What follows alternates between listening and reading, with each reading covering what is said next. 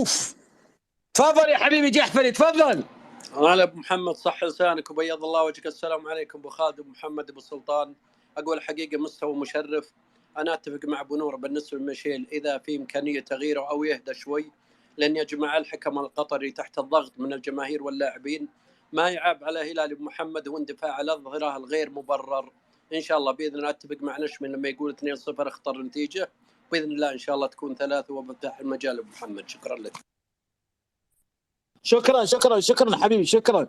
إذا تسمح لي. السلام عليكم. والله يا سلام ساعة يا جماعة. برلين دقيقة يا خالد دقيقة. طيب إيه خلاص خذ راحتك. طيب أول شيء يعطيكم العافية، مساء الخير عليكم.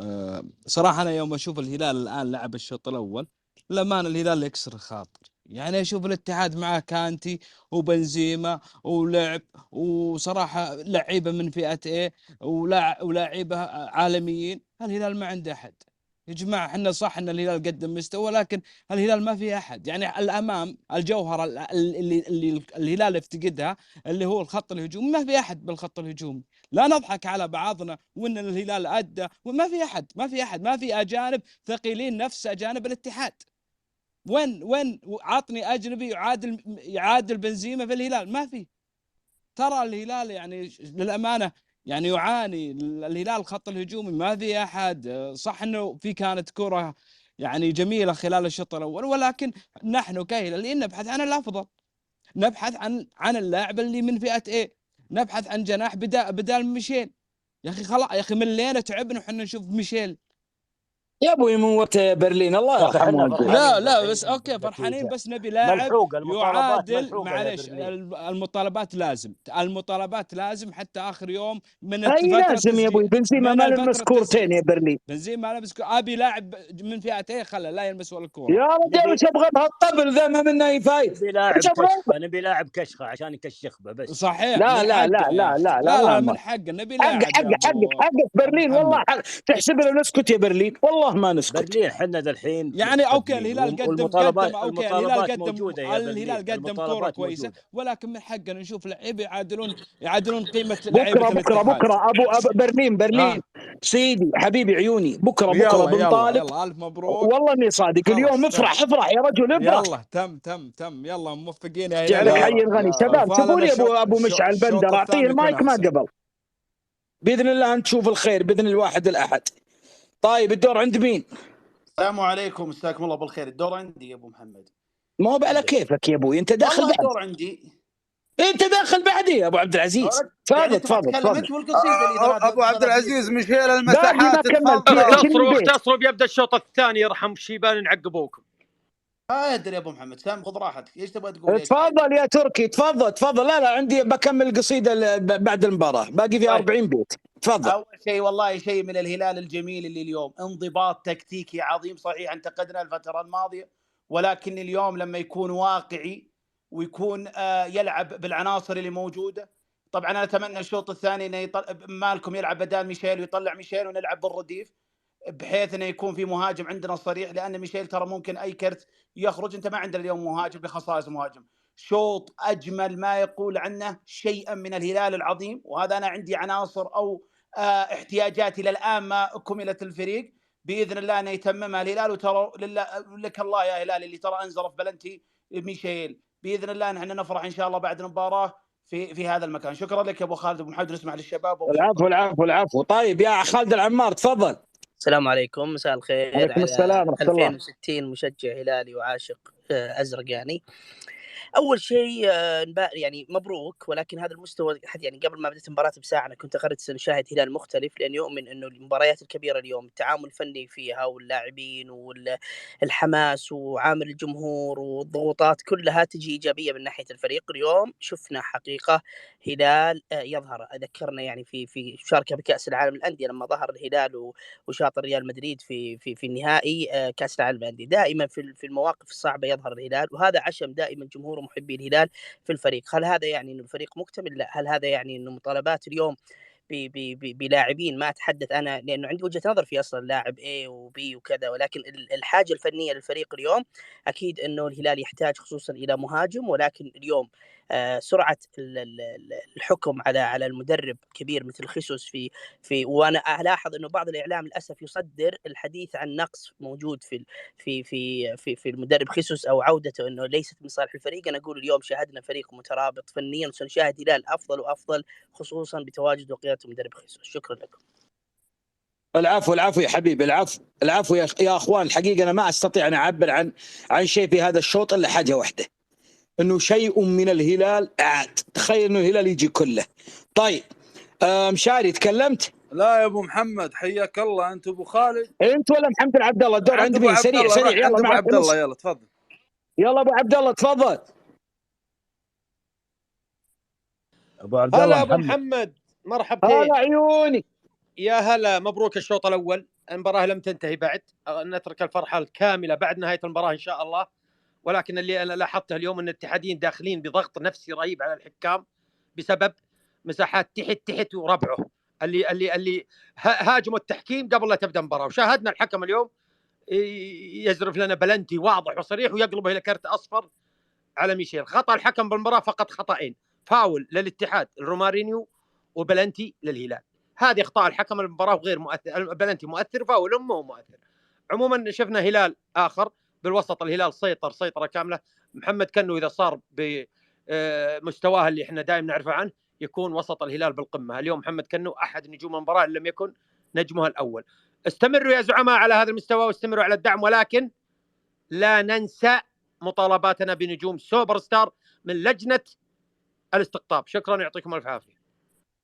العفو مشاري تفضل.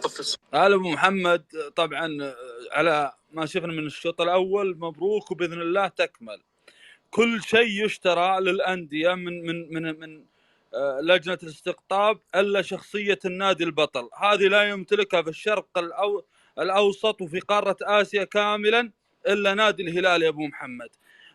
شوط يعني جميل جدا جدا، مع ان عندي تحفظ يعني على سالم وميشيل، لكن يعني النتيجه والمنظومه والشخصيه اللي طلع فيها نادي الهلال تجبرك اصلا ما تتكلم على الاخطاء ابدا.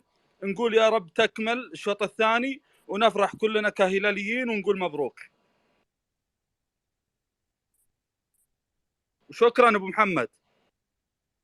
العفو يا حبيبي، العفو. تفضل يا مافيا. اتمنى الفوز ان شاء الله للهلال. وانا قلت كلمتي من اول انه اللاعبين كلهم قريبين من بعض وتحركاتهم بالملعب. اتمنى الرتم يكون نفس ما هو الشوط الثاني، واتمنى بدأت المباراه الان، واتمنى الفوز للهلال يا رب. حبيبي ابو مشعل، كيف شفت الشوط يا ابو مشعل؟ ايش الفخامه هذه؟ هلا يا ابو محمد، على البركه عوده الهلال لوضعه الطبيعي. لا نزال طبعا احنا بالنسبه لنا المباراه هو جزء من تكتيك او طريق نحو عوده الهلال. اللي شاهدنا اليوم هذا هو الهلال اللي نعرفه. اللي عجبني في المباراه الهلال كله كمنظومه واحده، ما تبدا من عند كوالابالي الين حتى سالم. الجميع قاعد يقدم اداء داخل الملعب، تسريع رتم المباراه. القضيه ليست قضيه احضار عناصر، قضيه وجود كتله ولاعبين يستطيعون التميز. لو كان عندنا مهاجم اليوم لانتهى الشوط الاول بفارق 3 إلى 4 أهداف. قدم نجوم الهلال وسطروا ملحمه او شوط اول تاريخيه. ان شاء الله انهم يستمرون. مهم جدا ميشيل ما يكمل. احنا حقيقه ما نبغى نتكلم على الاخطاء، نبغى نتكلم على الايجابيات، عن عوده الهلال، عن عوده الثقه. شوفوا الاتحاد كيف ضايع في المباراه، ما في الا لاعب واحد اسمه كانتي هو الوحيد اللي قاعد يسيطر على المباراه. غياب روما، كونرادو، بنزيما، الفريق تايه وضايع. كل اللي موجود، كل اللي نقول الان انه علينا اننا نحافظ على المكتسبات اللي احنا كسبناها في المباراه. كوالابالي اثبت انه صفقه كبيره جدا، كانه عاد لمستواه. روبن وسافيتش لاعبين وسط عظماء. احنا عندنا فريق نفاخر فيه. كل المطلوب الان في بدايه المباراه ان شاء الله يوفقنا بهدف حتى نقتل امال وطموح لاعبين الاتحاد في المباراه. الله يسعدك يا ابو مشعل. شوف، تصيح على التحكيم، تون على التحكيم، تتألم من التحكيم، والله لو تحب بيدك ظهر وقفا. انه انت امام الهلال لن يكون لك وجود. خلاص يا ابو خالد، لا فوز بعد اليوم. محمد العبد الله يقول تحت يتألم لا محمد حول ولا محمد قوة والله إلا يتألم، بالله. طبيعي يتألم ابو خالد. بعدين يا شباب، والله الفلوس ما تصنع فريق، والله ما تصنع فريق يا رجل. قسم بالله يبغى لكم سلخ فريق ووضع فريق اخر. يخرب بيتك كذا الشايب والشغل. عمرك 86 سنة، حاشر العالم حشر. الله لو جانا بجسس في شبابه. عموما يا اخوان، ابتدأ الشوط الثاني، نعود بعد المباراة. انا اقولها بالفم المليان، هاتوا اللي بعده. اللي بعده. احنا شوف، انا عارف انه انتم ممكن تخسرون انفسكم، ما تبغون تقابلوا الهلال، القمطة واضحة من الان. لكن انا اقول تعالوا في تعتقد الصغير هذاك خايف من الان؟ انت من جدك ممكن يترقع قدام الصفاقس، اذا مدري ايش اسمه، مدري الرجاء، مدري حتى اسم الفريق ما تعرفه. ممكن يترقع يا ابو خالد، ممكن يترقع. ليش؟ خوفا من انه يقابل الهلال. طيب للامانه انا اقول ردك انت يا هاف، ردك على ابو خالد الاتحادي مساحته فيها 7000 قبل قليل يتألمون ويصرخون تحكيم. انا اقول ابو خالد دخل معنا قبل 3 شهور وقال اللي يتكلم في التحكيم هذا ما يفهم كوره، هذه اخطاء تصير. نعم، وانا اقول لابو خالد اثبتت لنا انك ما تفهم كوره. صيح يا ابو خالد، صيح. والله انه فريقك كنا من جنبها، والله من جنبها. يخرب بيتكم اخر 3 سنوات يا رجل، فوز وحيد. مو معقول. لا، وبعد شادين حيلكم. كبير يا سعود عبد الحميد. عموما يا اخوان، لنا عوده. بالنسبه لابو خالد، الحمد لله رجعت المياه المجاريها بيني وبينه، يعني بعد المشكله الكبيره العويصه اللي حصلت بيني وبين ابو خالد، بدليل انه احنا ما نتواجد انا وياه دائما في هناك ولا نتواجد هنا. انا اقول العبوا غيرها. العلاقه مع ابو خالد امتن من سور الصين العظيم. اشهد بالله يا رجل، والله يا ابو خالد يبغون يفرقونا غصب. بدري عليكم يا رجال، بدري عليكم. استريح بس انت وياه. عموما لنا عوده بعد المباراه يا ابو خالد، ونبارك البعض ان شاء الله. واتمنى الحقيقه اذا شفنا الموضوع بشد كلنا نروح نتواجد ندعم اخونا ابو خالد. الله عليك من شيء، نروح كلنا نتواجد مع ابو خالد ندعمه، نشارك الجراح والالام. لابد. توكل على قوطي توكل على ابو سيف، توكل على. مو بوقتك، والله مو بوقتك يا ابوي، هذا يوم الهلال. روح دور شغلك، روح. يلا الله يحفظكم، في امان الله يا شباب. في حفظ المولى ابو محمد. اينما حل نجم، ما شاء الله تبارك الله. فعلا ايام البعض يطلع اشاعات في مساحاتهم الصفراء ان في شق وبعج بينه وبين الشعب بالاصل. بالله قالوها. والله العظيم. وجتني رسائل بعد مصدومين الشباب بان هناك كارثه. هم مبسوطين طبعا، يبغون يفتكون منا طبعا. مهبل يا رجل. يلا الهلال ماسك كوره وكانه هو اللي يبحث عن النتيجه. يا الله يا خسس، انت ايش قاعد تسوي يا خسس؟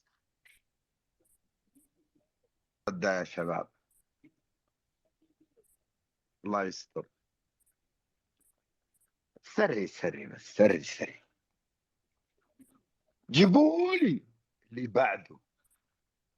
مين اللي بعده شباب؟ مين اللي بنقابله في حالة انتصارنا؟ اللي يفوز من الشرطة والصد، صح؟ الشرطة فازت بس ما ادري أجل جيبوا لي الشرطة. أني أفغص كذا، أفغص.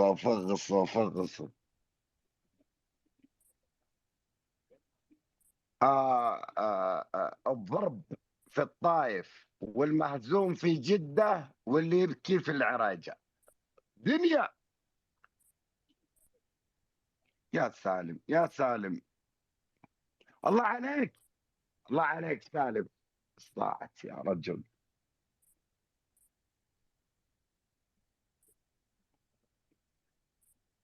وين اللي قالوا هاتوا خلطنا. جيبوا لي المقطع اللي يقول هاتوا الهلالي.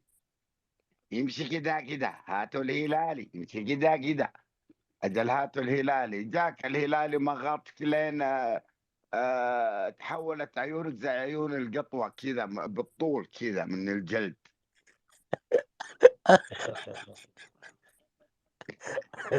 بعد الخنق الله يقرأ. اي والله خنقوا الهلال لين قال يبغونه يظهر زي النمر يا رجل. قال